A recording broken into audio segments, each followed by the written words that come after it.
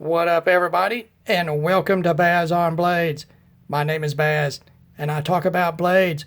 Today's feature blade, we've got a Bestech product. What we've got here is a Bestech Goblin flipper folder. This is the carbon fiber version. This is model number 1711A. A is in Adam. This is also available in a solid titanium handle version with different colors of anodization. And then there is a second model much like this. It is called the Imp, and it's the same handle profile with a more blunt-nosed blade profile and a slightly shorter blade.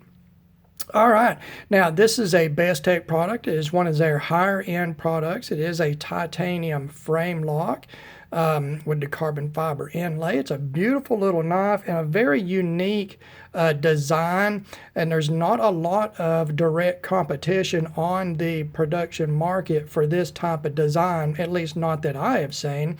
But the one that does pop into my head is the Columbia River Knife and Tool Pilar model. And what these knives are what I would consider to be subcompact, much like in pistols, a very subcompact type of design. This is in my medium-sized hands. You're looking at less than 6 inches overall length. And the thing about these knives are they don't have a full grip length handle. Okay, my pinky is hanging off here, nowhere, nothing to grab a hold of except the palm of my hand. What these knives are designed for is to use this forward finger choil. And you can see we've got a concave, a dished out area with jimping here on the back of the blade that is just perfectly spaced for my thumb to fall in there. Then you see that I've got a full grip on that handle, a full 4-finger grip, and I'm right up there on that blade edge.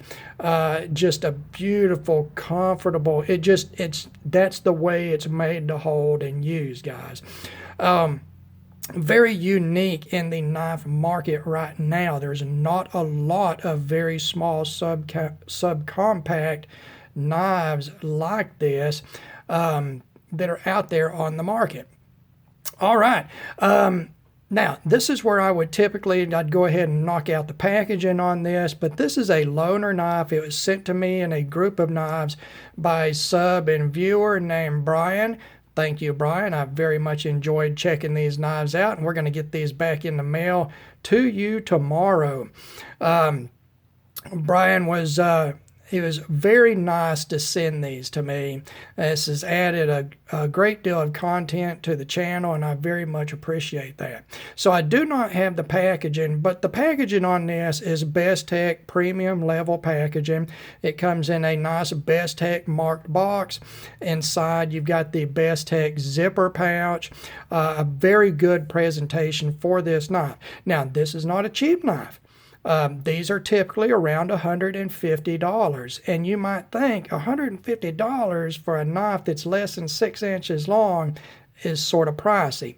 And it is sort of pricey, but once I go through this and you see the quality and the materials involved, I think you're going to look at it more like I do, as you are paying that for a very high-end build in a small, specifically designed small profile.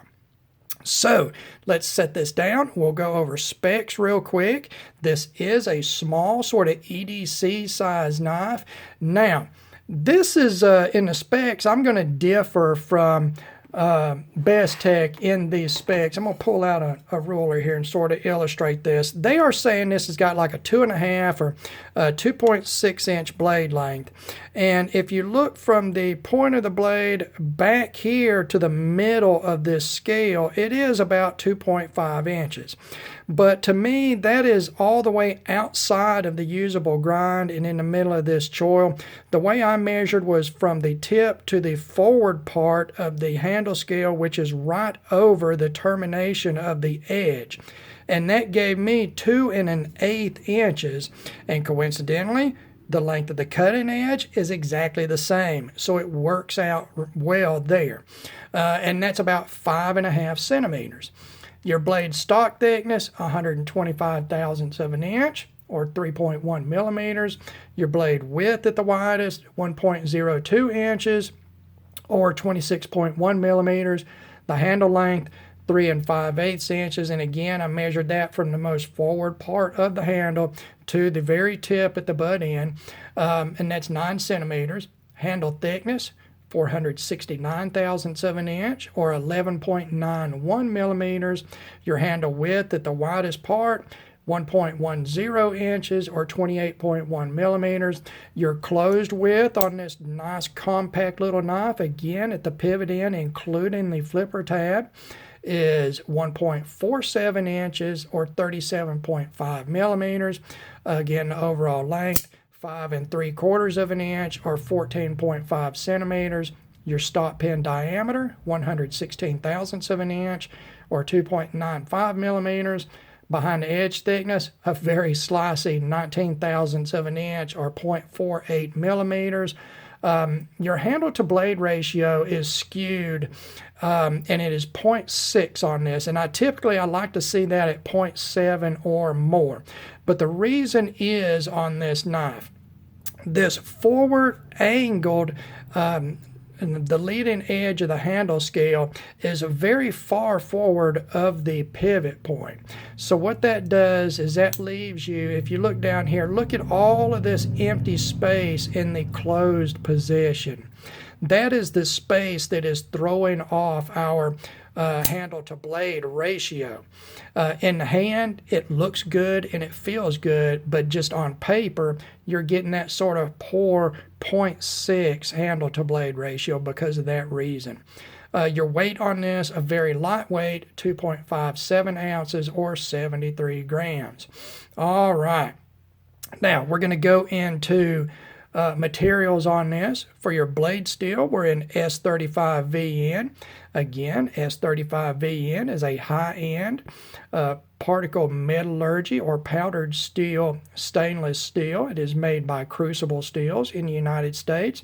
It's an improved version of S30V, and it is improved. They have added niobium to it, along with the vanadium, which is a carbide former. So is niobium, except niobium forms even harder and smaller carbides within the matrix of the steel than vanadium does. What they got with S35VN is improved edge retention. It's not radically improved, but it is improved. A little bit better toughness, where S30V tended to get a little chippy on a thin edge. S35VN does not have that issue, and then you get very good corrosion resistance. I think S35VN is one of the better high-end stainless steels out there. I would consider it to be just one of the most balanced high-performance stainless steels out there.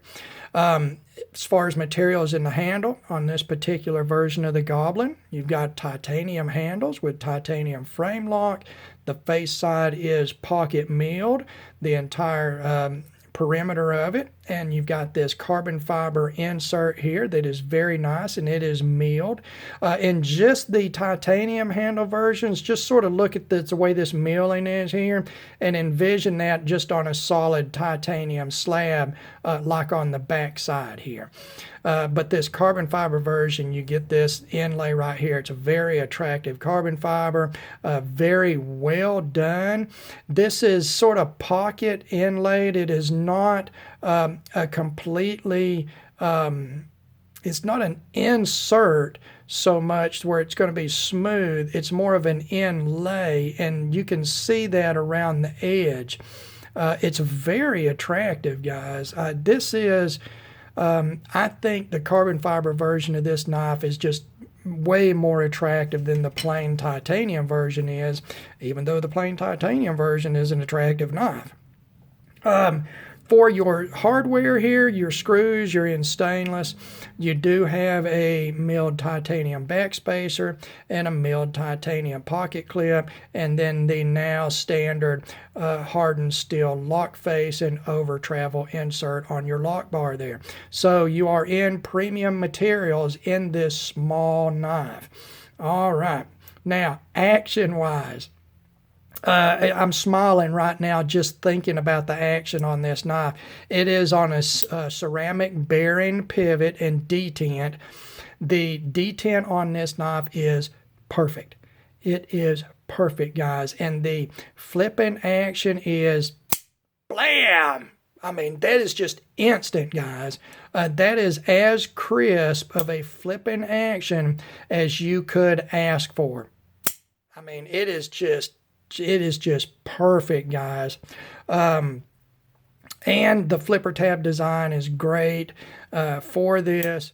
It's not oversized, but the way it's shaped and the geometry of the way it is placed with the pivot is just perfect for this, guys. I mean, it is just fantastic action. It works equally as good with a push button as it does a light switch. Is just the little knife is a joy to flip. The only issue is it is very small, guys. You might find in your natural grip on this that you actually have to move your hand back down the handle a little bit to access the flipper tab. You know, it feels like that a little bit to me, but that's not... I would not ding this knife for that reason, for the reason that going in, I know it's a subcompact knife. It can't be subcompact and full size at the same time. It just can't do it. Physics or dictate that limitation right there. But as far as the flipping action, it's fantastic, guys. The bearings feel great.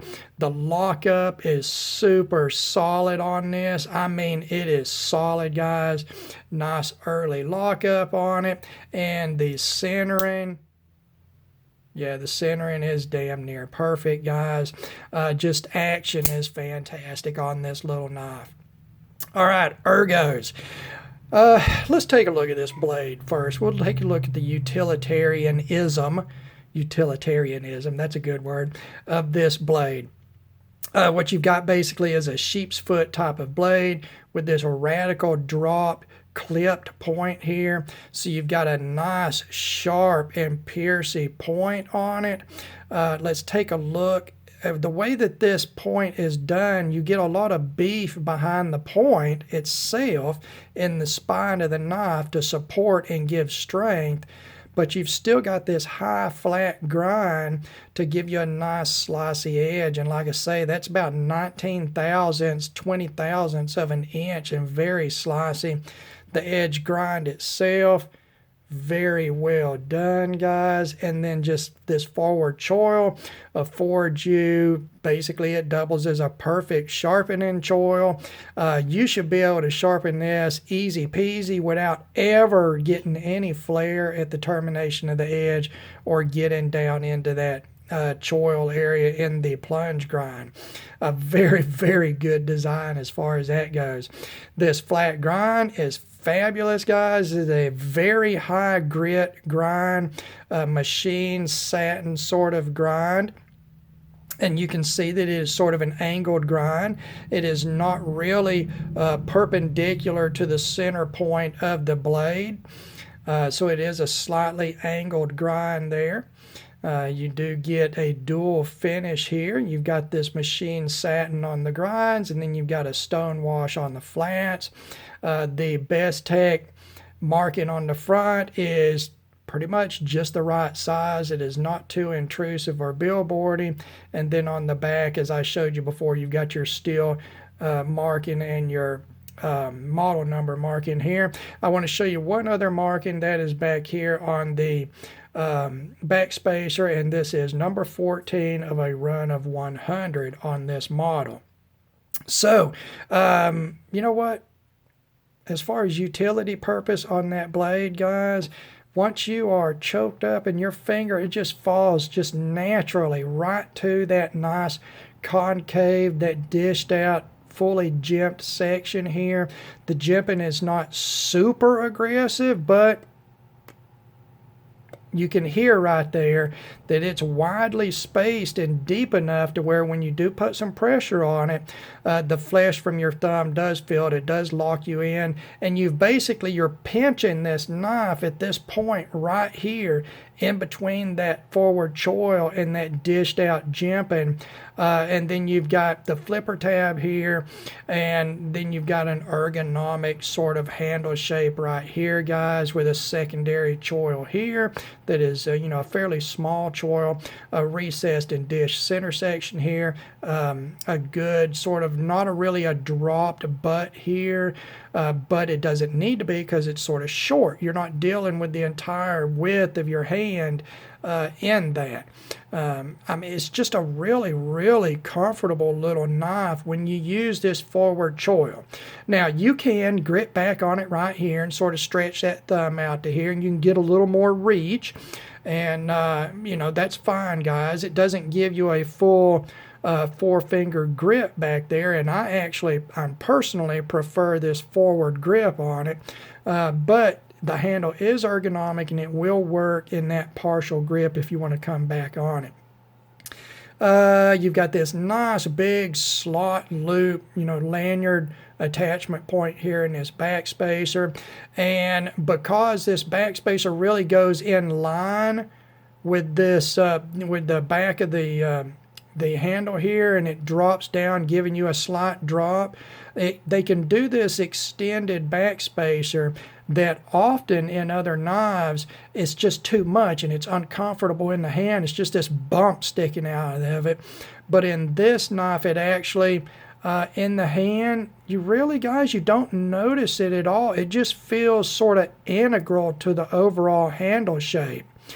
So that's a win there for a nice big lanyard loop for you guys that like lanyards, and a cool little like a carbon fiber or titanium beaded lanyard on this would be really nice. You do have the milled pocket clip. It is pretty deep carry. You're looking at less than a half an inch exposed, and that's perfect for this little knife. It does give you something to pinch a hold of to pull it out of your pocket. You do have plenty of clearance between the body of the clip and the handle scale here for thicker handle materials. No sharp points or anything. The pocket clip, it's flat, guys, and it's soft around the edge, and it's just a good design. You can see it radially, it follows the shape of the handle. When you're holding this in your hand, you're aware that there's a pocket clip there, but it is not intrusive in any way. I don't detect any hot spotting at all. And with this small of a knife, you're not going to go out and build an emergency shelter in the woods with it, that type of heavy use. But I think in any type of everyday carry use, then it would be, fully acceptable in a good pocket clip design. The one downside, not reversible, guys. It's right hand tip up only. So keep that in mind, left-handed people. So there you go on the ergos and utility on this thing, guys. It's such a cool little knife. Not only does it look good, but it gives you that super sub-compact design with that forward, the blade-oriented finger choil. You get to choke way up on that blade, and you are right there, guys. I mean, look at that. You are right there on that edge, but you've got this nice, deep finger choil. I'm nowhere near, being able to cut myself on that, but I am just right up next to the edge for utilitarian use. Like I say, it's a very unique design.